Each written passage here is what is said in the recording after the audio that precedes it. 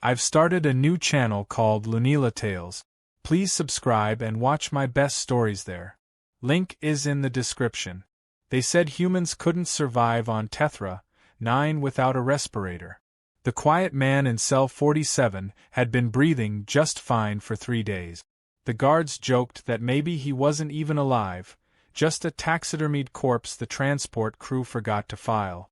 But when he blinked, slowly, deliberately, one of them dropped his stun baton. The quiet man smiled, faintly. Then the lights flickered. The detention block of the Tharnak mining station smelled like burnt ozone and stale fear. 2 guards slouched near the energy gate, betting plasma credits on who could make the human flinch first. He hadn't spoken since they brought him in. Didn't even grunt when they'd stripped his armor, a mismatched set of scavenged plates with Earth's faded blue insignia on the chest. They called him the Quiet Man. The joke spread faster than a plasma fire.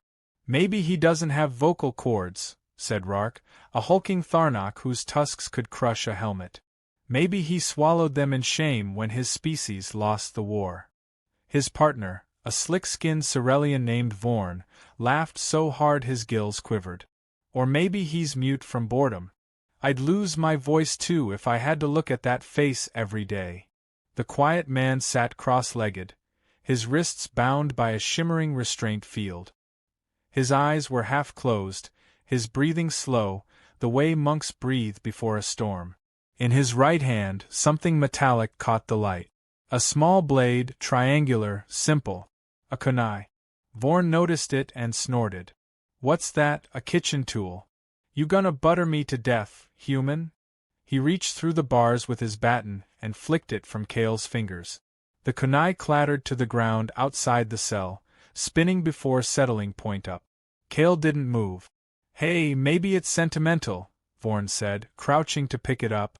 Maybe he killed his first rat with this thing. He twirled it, laughed, then mimicked a dramatic warrior pose. Look, I'm the legendary Mouse of Earth. Fear my butter knife. Rark chuckled but stopped when Kale opened his eyes. For an instant they glowed faintly blue, as if reflecting something not present in the room. Then, with a soft exhale, he closed them again. Vorn scoffed. You see that? Trying to intimidate me? Cute trick. I'll keep this as a souvenir. He tucked the kunai into his belt. At that moment the lights dimmed again, longer this time. The floor trembled. Somewhere in the lower levels, alarms started wailing. A low, rhythmic thud rolled through the structure, like something enormous was moving beneath the surface. Great, Rark muttered. Not another reactor leak. Vorn slapped the control pad to raise the gate, but the panel blinked red. The energy field stayed down. Systems jammed, he growled. Manual overrides not responding. A distorted voice came through the comms. Security to Sector 3. We've got a breach. Unknown entity moving fast. The line crackled, then cut. Rark hefted his rifle. Stay here, human. We'll deal with this. Kale tilted his head, just slightly, listening. His pulse slowed. Beneath the sirens and the metal groans, he could hear something else. A faint hum, rhythmic and mechanical, out of sync with the station's systems. He knew that sound. He'd heard it on a battlefield long ago. As the guards left, he flexed his wrists. The restraint field flickered, sputtered, then blinked off entirely. He rubbed his wrists, unhurried. From the corner, a service drone floated in, its lens flickering. Prisoner motion detected, it said in a cheerful automated tone. Remain stationary for your safety. Kale gave it a small nod, then pressed 2 fingers against its sensor. It fizzed once and went silent, drifting sideways like a dead insect. He stepped out of the cell, bare feet silent on the metal floor. In the corridor, the emergency lights strobed red. A shadow flickered across the far end, accompanied by the wet sound of tearing metal. The guards' voices echoed briefly, followed by something worse, a scream that ended too quickly. Kale moved toward the sound. Vorn's body lay sprawled halfway into a ventilation shaft, his weapon melted, his belt still holding the kunai. Kale knelt, retrieving it with careful precision. The blade was warm to the touch, pulsing faintly as if it had a heartbeat. He turned it once, then whispered something under his breath, a single syllable lost beneath the alarms. Behind him, a noise.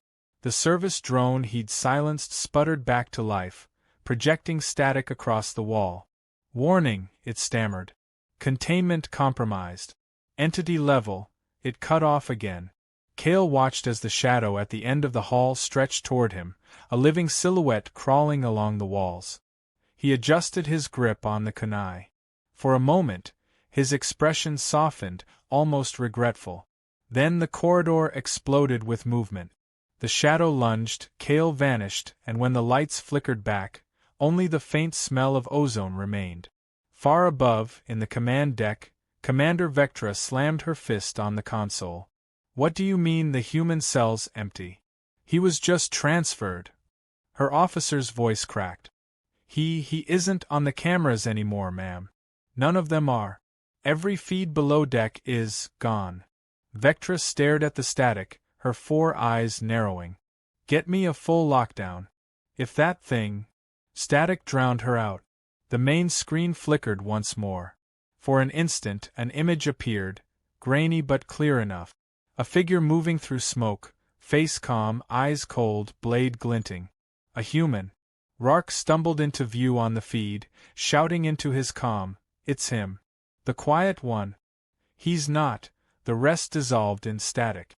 On the lower deck, Cale paused at a bulkhead marked reactor access. He touched the wall lightly, feeling the vibration. The power fluctuations weren't random. Someone or something was sabotaging the core. He took a deep breath and closed his eyes. The station trembled again. Above him, alarms continued to blare, but down here it was almost peaceful. He whispered another word, softer this time. "Begin." The floor shuddered. The lights went out. Somewhere deep in the darkness, a faint blue glow bloomed around the edge of his kunai. And as the terrified guards scrambled through the corridors, one voice echoed faintly through the comm system, distorted but unmistakable, a human voice, calm and chilling. "They shouldn't have laughed." The alarms never stopped. They shrieked like metal animals, echoing through the long corridors of the Tharnox station. Smoke rolled from vents, lights flashed red and blue, and somewhere in the chaos, the quiet man moved. Cale's footsteps were soundless against the deck plates. The kunai in his hand pulsed faintly, guiding him through the dark. The energy core beneath the floor thudded with each vibration, like a buried heart about to burst. Above him, the alien guards ran in circles, barking orders into dead comms. Vorn's death had shaken the others. The footage of his final moments spread fast among the guards. One frame, a blur of motion, showed Cale's silhouette just before the feed died. The command center buzzed with fear and denial. Commander Vectra slammed her fists against the console, so hard the metal dented. She shouted orders for full lockdown, but systems were failing faster than anyone could repair them. The reactor cooling lines had gone dark, the ventilation grid was jammed, and the only thing moving through the lower levels was the quiet man. Down below, Cale stepped over a shattered panel. A wounded Tharnock guard crawled across the floor, half his armor melted to his skin. He raised his weapon weakly. "Stay back," he hissed, his voice trembling. Cale said nothing. The guard fired once, a thin beam of plasma slicing past Cale's shoulder. Cale kept walking, calm, eyes fixed on something far away. The guard's breathing grew ragged. He fired again, but the gun fizzled. Cale stopped beside him, crouched, and without malice, pressed his hand gently over the alien's eyes. The soldier froze, realizing the human wasn't going to kill him. Cale whispered something too soft to catch, then moved on, leaving the alien staring blankly into the red light. In the command deck, Vectra's second-in-command, Ralith, tried to trace the power spikes. "It's not random," he muttered. "He's moving through the maintenance grid, one floor at a time, cutting through surveillance." Vectra snarled. "He's a primitive. How can a human outsmart a defense network designed by the Cerelian Syndicate?" Ralith swallowed hard. "Maybe he's not just a human." Kale reached a junction and stopped. A low hum filled the corridor ahead. The air shimmered slightly, revealing a defensive barrier. On the other side, 3 guards waited, weapons drawn, eyes wide. One of them shouted, "Drop the blade, human! Step forward and you'll be vaporized." Kale tilted his head. The barrier flickered again, unstable from the power fluctuations. He slipped the kunai into a slot on his gauntlet, twisted his wrist once, and the blade extended with a soft click. Then, as the guards tensed, he moved. 1 second, he was standing still. The next, the lights went out completely. The air filled with the sound of snapping metal and falling bodies. When the lights returned, Kale was gone, and the guards were slumped unconscious, their weapons disabled, their helmets cracked open but their lives spared. In the ventilation ducts above, Kale paused. He could feel the station trembling now, the vibration deep and uneven. Something was wrong beyond his control. The explosion earlier wasn't sabotage, it was an intrusion. Something had come aboard the station. He could smell it, a faint tang of acid and ozone. He closed his eyes, focusing on the sound pattern. Multiple steps, not mechanical. Organic. Fast. Predatory. At that moment, a shadow burst through a maintenance hatch below him, slashing at the wall with claws that sparked against steel. A massive creature, part insect, part machine, screamed as it tore through the corridor. Kale watched silently, studying its movements.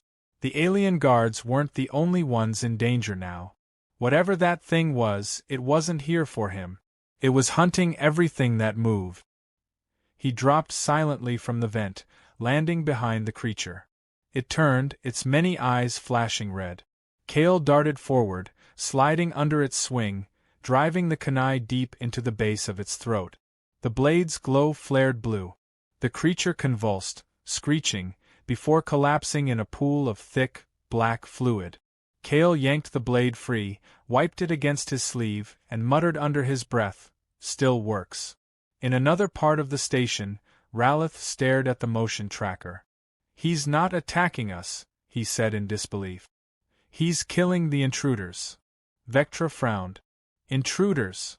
Not human, not Tharnak. Unknown signatures. There are dozens of them, spreading through the lower decks." Vectra cursed and slammed her hand down. "Open the bulkhead. If that human wants to fight them, let him. We'll seal him in with the monsters and deal with what's left later." Kale moved toward the engineering bay. The air was thick with smoke and sparks. He stepped over a corpse, one of the insect creatures, and paused at the sight of a small, box-shaped robot half buried under debris. Its lens flickered weakly. "Unit operational mostly," it crackled. Kale crouched and pulled the metal off its frame. The robot's optic flickered back to life. "Thanks, stranger. For a human, you're surprisingly considerate. Most of your kind just kick me when they need something fixed." Kale regarded the machine, expression unreadable. The robot continued, "Name's Rix. I used to mop the halls before the bugs showed up. Now I guess I'm disaster decor." Kale gave a faint, almost invisible nod. "Not much of a talker, huh?" Rix said, trying humor. "Figures. Every dramatic hero phase comes with a mute option these days." Kale turned, scanning the room. The hum of the power core was steady now, too steady. Someone had rerouted the entire grid. Rix noticed his gaze. "You're looking for a way out, aren't you?" "Bad news, all exits are sealed. Good news, I know a maintenance tunnel. I might be a janitor, but even janitors need back doors." Kale gestured for him to lead the way. As they moved through the smoke, Rix's voice filled the silence. "So, what's your story, buddy? You one of those Terran soldiers? Heard the Empire used to train you guys to breathe vacuum and punch through armor." Kale didn't respond. "Right," Rix said after a pause. "Silent type. That's fine.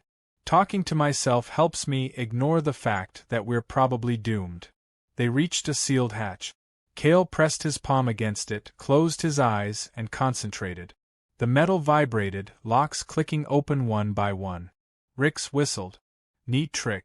You do that with brainwaves or drama. The hatch opened to reveal another corridor, this one darker, older, covered in markings from a war long past. Cale's hand brushed against one of the symbols, a human insignia scarred and crossed out. He hesitated. For the first time since escaping the cell, his expression shifted. Pain, guilt, something unspoken. Behind them, the station groaned. A shockwave rolled through the floor. Cale steadied himself, then turned to Rix, eyes sharp. "Hide," he whispered. It was the first word Rix had ever heard him say. The little robot froze. "Oh, so you do talk. That's terrifyingly reassuring." Cale moved ahead, kunai in hand, vanishing into the dark corridor just as another explosion shook the walls. The red lights flickered, and from the shadows behind him came the faint echo of something far worse than alarms, the sound of approaching footsteps that did not belong to any guard. The hum of the emergency lights was the only rhythm left on the station. The corridors of Tethra 9 looked like the inside of a dying beast, pulsing red and breathing smoke. Cale moved through the heat and flickering light with the same quiet purpose he had since the alarms began. Behind him, Rix rolled along awkwardly, wheels squeaking against warped metal. The small robot muttered constantly, his nervous voice bouncing off the walls. "You know, I always thought cleaning alien blood would be the worst part of this job, but walking next to you while death crawls around in the vents is definitely winning." Cale didn't answer, just kept walking. His face stayed calm, but his eyes scanned every shadow. They reached a bulkhead that had been scorched by plasma fire. Cale stopped, crouching near a melted panel. The kunai in his hand flickered faintly, glowing the same blue as the scorch marks. He pressed it against the metal, and an interface appeared, projecting ghostly images into the smoke. Rix rolled closer, squinting his single lens. "Hey, that's not a blade. That's a data key. What are you hiding, silent guy?" Cale tilted his head toward the projection. Lines of human text scrolled upward, mingling with alien glyph. The title read Project Oni. Rix whistled. "Oh great. That's military black ops stuff. My cleaning protocol says I'm supposed to run away from words like that." The data shifted, revealing photos and reports. Human soldiers in stealth suits stood in formation. Their faces were blurred except for one, Cale's. His younger self stared back from the hologram, his eyes hollow. A caption read Subject 01. Augmented silence conditioning successful. Cale's jaw tightened. Rix rolled backward slightly. "Wait a second," the little robot said slowly. "You're one of them. The Oni soldiers. You guys were myth. Ghost fighters. Humans that vanished after the war." Cale said nothing. He reached forward and tapped a command on the hologram. A distorted voice began to play. It was human, male, weary. "Project Oni has been deemed unstable. The silence protocol fractures the subject's empathy centers. They can't distinguish orders from instinct anymore. Recommend termination of all test subject. Earth command out." The message ended with static. Rix let out a low whistle. "Well, that's awkward. So, you're a walking failed experiment. No wonder you don't talk much." Cale shut down the hologram and stood. His gaze drifted toward the corridor ahead where the walls bent inward from an old explosion. He started walking again, his movements slower now, heavier. Rix followed, muttering. "You know, I'm starting to think maybe the bugs weren't the scariest thing here. I mean, you walk around like a ghost with a knife that hacks computers. That's unsettling, man." Cale glanced at him briefly, then looked away. They turned a corner and found the floor littered with alien bodies. Not Tharnok or Cerelian this time, something else. Thin, spidery creatures with metallic spines. Cale crouched beside one and touched its broken limb. "Not natural," he murmured. Rix blinked. "Okay, 2 words now. Progress. But what do you mean not natural?" Cale wiped black residue from his fingers. "Engineered," he said. His voice was low, rough from disuse. "Bioweapons. Designed for infiltration. Before Rix could respond, a crackling sound came from an overhead speaker. Commander Vectra's voice echoed through the static. To the human moving through Deck 6, this is Commander Vectra of the Tharnak Guard. You are trespassing in a restricted facility. Surrender immediately, or you will be terminated along with the intruders. Rix leaned toward Kale. I'd surrender just to see the look on her face when she realizes you're the only one keeping this place from falling apart. Kale didn't answer. Instead, he moved toward a control terminal and began typing commands. The screen displayed the same alien glyphs mixed with human code. Rix rolled up beside him. What are you doing? Tracking the creatures, Kale said. His fingers moved with mechanical precision. They're spreading through the coolant ducts, feeding on radiation. If they reach the core, the entire station will go. Rix made a whirring sound of disbelief. So basically, we're sitting on a bomb with teeth. Fantastic. The terminal beeped, showing a map of the station with pulsing red dots. One by one, the dots disappeared. Kale had rerouted the ventilation to flush parts of the ducts into space. But near the center of the grid, one dot pulsed brighter than the rest. The nest. Kale turned away, heading down another hall. Rix followed quickly. Oh no, don't tell me we're going there. You're seriously going to walk into the nest with nothing but your pointy data stick. Kale's eyes stayed fixed ahead. Yes.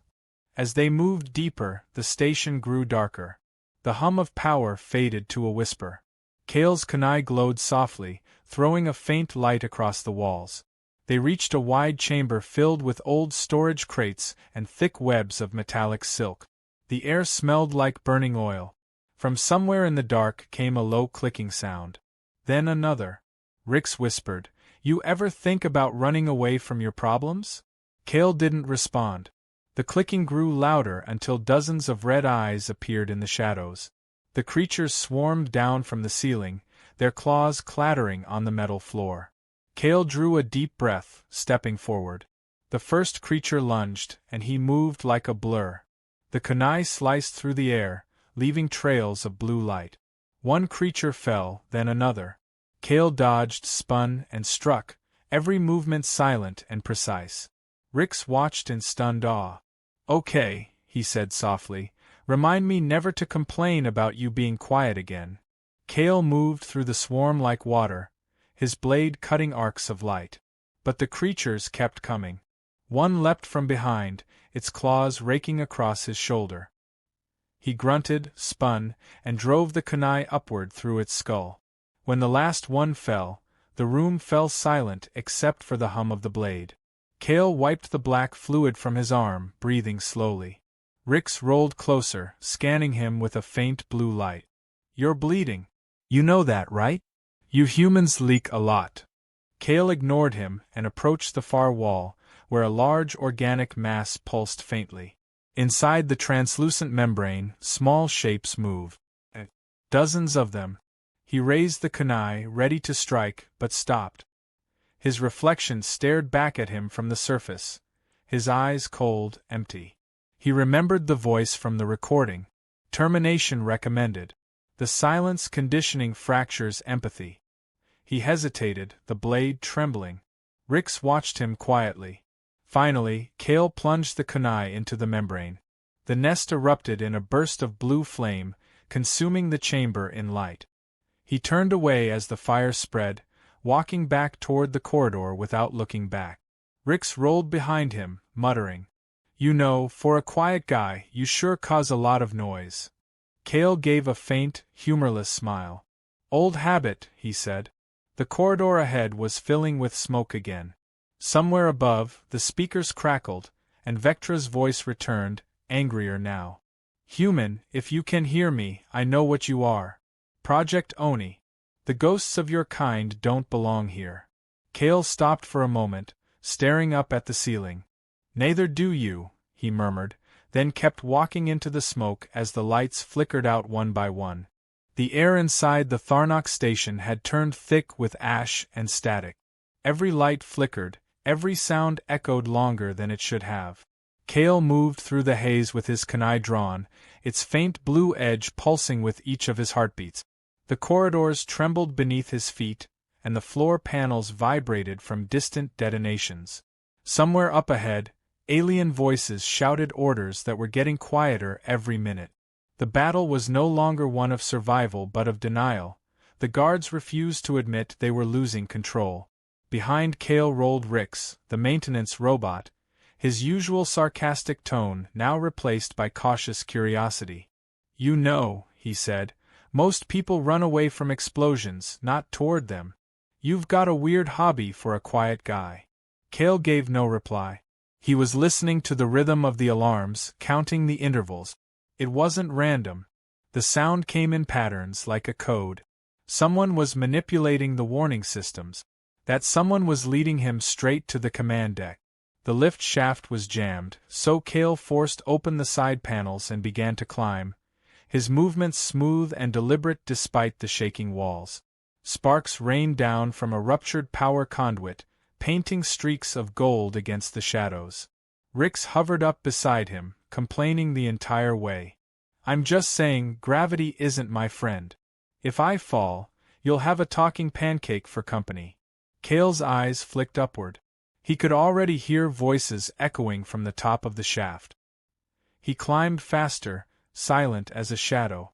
When he reached the top, he stopped just beneath the opening. The voices were clearer now. "He's not human," one of the guards was saying. "No human moves like that." Another replied, "Commander Vectra wants him alive. She says he's one of theirs." There was a pause, followed by the first voice again.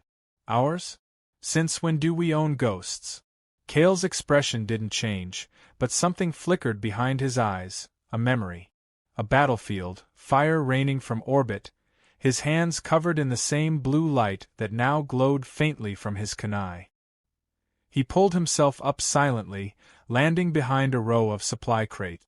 The guards stood near a console, arguing. Without hesitation, Kale threw the kunai. It sliced through the air without a sound, embedding itself into the control panel. The lights exploded in a flash, plunging the deck into darkness.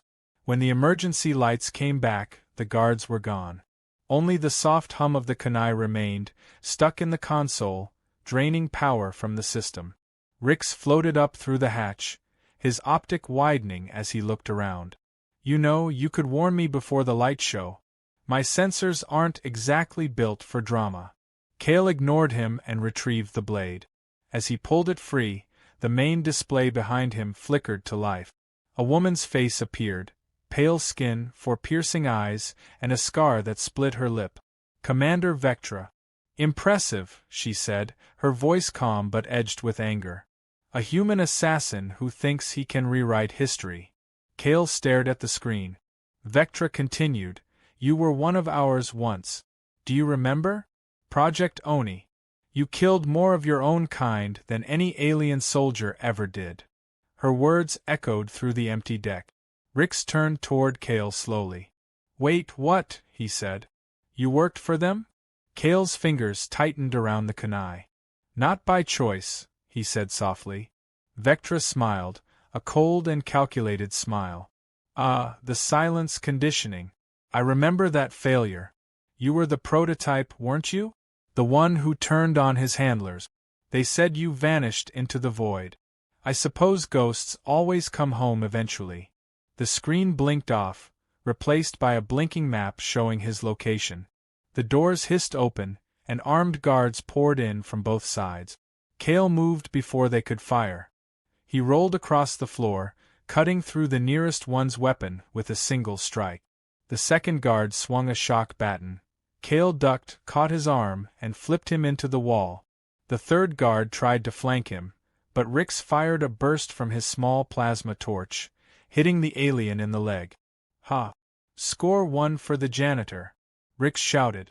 Kale finished the fight in seconds. The deck was littered with unconscious soldiers, none dead. He sheathed the kunai and turned to the viewport overlooking the planet below. The gas clouds swirled in shades of green and gold, reflecting light from the burning orbital ring above. Rix hovered beside him, silent for once. You didn't have to spare them, the robot finally said. Kale's voice was calm, distant. I've killed enough. Suddenly the floor vibrated harder than before. The station groaned, metal twisting. Rick scanned the structure. Not to ruin your moment of self-reflection, but the core's overloading. We've got about 15 minutes before this whole place goes nova. Kale turned from the window. Then we finish this. They moved toward the control nexus where Vectra was waiting. The closer they got, the darker the corridors became. Vectra had cut auxiliary power to trap him. Red light spilled from cracks in the walls, and the sound of dripping coolant echoed like footsteps. When they entered the central chamber, she was already there, standing beside a holographic table displaying the station's systems. Her armor gleamed black and silver, her eyes cold as stone. You don't understand what you were built for, she said as he approached. Humans begged us to end their wars. We gave them peace by erasing their violence. You were supposed to be the bridge between our species. The perfect soldier. Kale stopped a few paces away. You erased their will, he said. You turned them into tools. Vectra's laugh was sharp and humorless. Tools that worked. Until you started thinking. She activated a switch on her wrist. The doors slammed shut, and heavy shutters fell over the windows. The chamber filled with the hum of charged energy. You can't win, human, she said. The silence you live by, it's the same cage we built for you. Kale looked down at his kunai. The blade's glow reflected in his eyes. Then I'll break it. He lunged. The fight was fast and brutal. Vectra moved with mechanical precision, her enhanced limbs striking like blades. Kale dodged, countered, but her armor absorbed most of his hits. Sparks flew as his kunai clashed with her gauntlets. Rick darted around the edge of the room, searching for something to help. Big boss fight happening, and I'm a maintenance droid. Not ideal. Vectra caught Kale by the throat, slamming him into the wall. You could have been a god, she hissed. Kale's hand found the kunai, still humming with energy. He pressed it against her armor and whispered a word. The blade flared blue and discharged an electric pulse. Vectra screamed as her systems overloaded. The room went dark, and both of them collapsed to the floor. Rix rolled forward nervously. Okay, that was dramatic. Are we done? Kale pushed himself up slowly, breathing hard. He looked at the smoking armor that had once been Vectra's pride. She was alive but unconscious. He picked up the kunai, its glow dimmer now. Not yet, he said. The reactor chamber burned with a cold blue glow, and every shadow in the room seemed alive with heat and motion. Kale stood before the main console, the kunai pressed into the system like a key that didn't belong but somehow fit perfectly.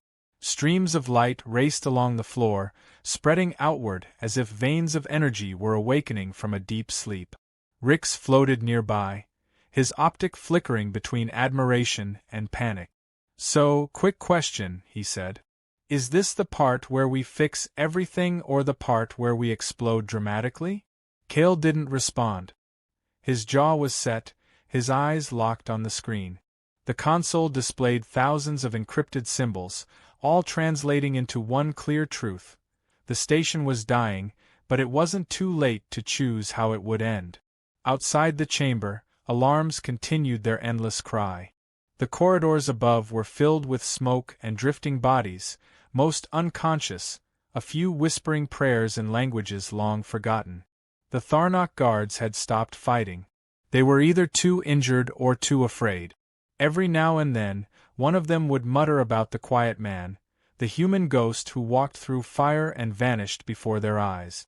On the bridge, Vectra's subordinates struggled to regain control, unaware that their commander lay unconscious beneath the fractured reactor dome. Kale stared at the readouts on the console. The kunai was interfacing with the system, accessing layers of encryption not even the Tharnok engineers had clearance for. It was more than a weapon.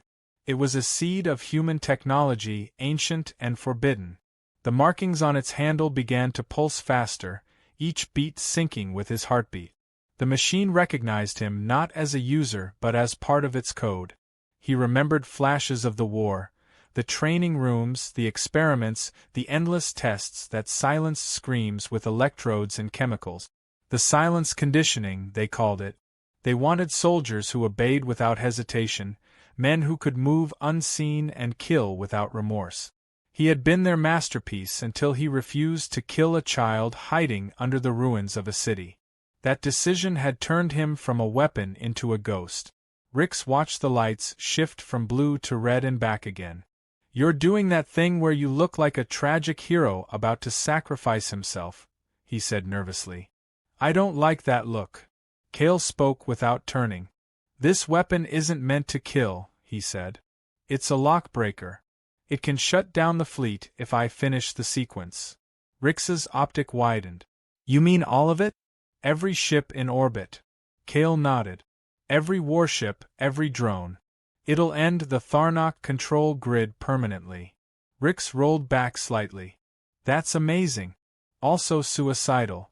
You know that feedback loop will vaporize everything in this room, right?" Kale finally looked at him. "You should leave." The robot sputtered. "Excuse me? You think I'm just going to roll away while you pull a hero move? I may be a janitor, but I have principles. Very few, but still." Kale almost smiled, a rare thing that passed across his face like sunlight through smoke. "Then stay behind cover." The floor shook as the power surge intensified. Somewhere above, a massive section of the ceiling collapsed, raining debris. Kale raised an arm to shield his face while the Kunai's glow grew brighter, spreading arcs of light across his armor. The console displayed a new message, one he hadn't seen in years. It read, "Oni Protocol. Final access confirmed." Kale hesitated. That name was a curse burned into his mind, a reminder of everything he'd been forced to do. He looked down at his hand, at the trembling blade. Then he whispered, "Override." The system screamed. A wave of blue energy pulsed through the entire deck, knocking Rix off balance. Kale staggered but held his ground. The Kunai fused with the console completely, melting into the metal as the interface merged with his own neural signature. His vision blurred. Data flooded his mind. Coordinates, ship registries, codes written in 100 alien languages. He could feel the Empire's network breathing, every ship and weapon tied together through the same pulse. All he had to do was stop it. Vectra's voice cut through the static. She had recovered enough to activate her comm. "Don't do this," she said, her tone strained but clear. "You think ending this will bring peace? You'll create a vacuum. Something worse will fill it." Kale kept working. His voice was calm when he answered. "Maybe. But silence is better than endless noise." Vectra dragged herself upright, sparks spilling from the ruined armor on her arm. "You don't understand. The Oni project wasn't just human. We built it together. Your mind, your blade, your silence, all of it came from us." Kale turned toward her, his expression unreadable. "Then you built your own end." The reactor core's light reached its peak. The entire chamber glowed like the inside of a star. Rix rolled up beside Kale, his voice trembling. "Hey, just so you know, I didn't sign up for this level of brightness. My circuits are already tanning." Kale exhaled slowly. "Rix," he said, almost gently, "there's an access port near the floor. It leads to the maintenance shaft. Get out." Rix hesitated. His optic dimmed, then flickered brighter. "I could pretend I didn't hear that. Maybe stay and make sarcastic comments until we both fry?" Kale looked at him, and for the first time, there was something human in his eyes. Sadness, gratitude. "Thank you," he said. Rix rolled to the hatch but stopped halfway. "You better make this worth it, quiet man. Silence isn't much fun without someone to annoy." He turned, raised his small welding arm, and cut through the emergency release valve. The reactor's containment field flickered, giving Kale a direct line to the power conduit. The energy that had been trapped now surged through the blade and into him. Rix's voice crackled over the comm link as he escaped through the shaft. "You're out of time, buddy. Whatever you're doing, do it loud." Kale smiled faintly at the irony. Then he pressed his palm flat against the console. The energy hit him like a tidal wave. His muscles seized, his vision turned white, and the sound of his own heartbeat filled the chamber. The Kunai's data core opened fully, spilling light across every wall. Kale could see the entire network collapsing, ships shutting down, weapons disarming, fleets drifting powerless in orbit. He saw the Empire falling apart piece by piece, and he felt something he hadn't felt in years: peace. As the energy tore through him, he remembered faces from another life, the soldiers he fought beside, the people he couldn't save, the little girl in the ruins who had looked up at him with eyes full of fear and forgiveness. His voice, rarely used and barely his own, spoke one final word into the storm. Enough. The explosion was silent. Light expanded outward, swallowing everything in a wave that looked almost gentle. The command deck, the reactor, and the entire upper half of the station vanished in the brightness. For a moment, the void itself seemed to hold its breath. Far below, in the maintenance shaft, Rix tumbled through debris, clutching the recording chip he had secretly taken from Kale's armor before leaving. His systems flickered, half melted, but his voice still worked. Guess silence really was the loudest plan after all, he muttered. Above him, the station broke apart in slow, brilliant silence, scattering like dust across the stars. The storm over Tethra 9 burned itself out in silence. Fragments of the once mighty station drifted through the void, glowing faintly against the swirling gas clouds below. From a distance, it almost looked peaceful, like a constellation being born instead of a graveyard. Among the debris, a single escape pod tumbled slowly through the wreckage, its emergency beacon flickering weakly. Inside it, surrounded by darkness and static, Rix's broken frame lay slumped against the control panel. His optic light blinked on and off, struggling to hold focus. Each flicker revealed the small metallic object he kept clutched in his remaining arm, the recording chip he had taken from Kale's armor before the explosion. It pulsed faintly, keeping rhythm with the quiet hum of the pod's dying power core. Rix's systems rebooted halfway through orbit. His voice cracked as it came back online. "All right, still here. Half melted, mostly useless, but alive. That's a win in my book." The pod shuddered as it entered the planet's upper atmosphere, heat blooming around it in waves of red and gold. Rix looked out through the cracked viewport, the clouds stretching below him like a sea. "You did it, quiet man," he said softly. "Whole fleet's gone dark. Empire's blind. You actually pulled it off." The pod jerked violently, alarms flashing. "And now, because poetic irony loves me, I'm going to crash on an alien gas world. Perfect ending." The pod slammed through the clouds, trailing fire and smoke. It finally broke apart above the planet's surface, scattering metal fragments across a vast plateau of glowing minerals. The front half skidded across the rock, before coming to a stop beside a canyon rim. Rix's damaged body rolled free of the wreck, tumbling to a halt near the edge. His optic flickered back on. 10 out of 10 landing, he muttered. Would not recommend. For hours, nothing moved except the soft drift of dust. Then, as the planet's smaller moon rose over the horizon, Rix managed to push himself upright with his single functioning arm. His sensors picked up something faint in the debris field. A transmission signal. Weak, fragmented, but familiar. He dragged himself toward it, scraping metal against stone. The signal came from a small cylindrical container half buried in the dirt. When Rix opened it, a blue light flickered to life. Kale's final message, stored within the Kunai's data core. The projection shimmered uncertainly before stabilizing. Kale's image appeared, ghost-like, his expression calm. "If you're seeing this," his recorded voice said, "then the system purge succeeded. The network is down. The Tharnok fleet can't wage war again. But peace doesn't last unless someone protects it." He paused, looking almost human for a moment, his voice quiet but clear. "I don't know who will hear this or when. Maybe no one. But if someone does, remember that silence isn't the absence of sound. It's the space where meaning survives. The image flickered once more, then faded into static. Rick stared at the empty air where the projection had been. For a long time, he said nothing.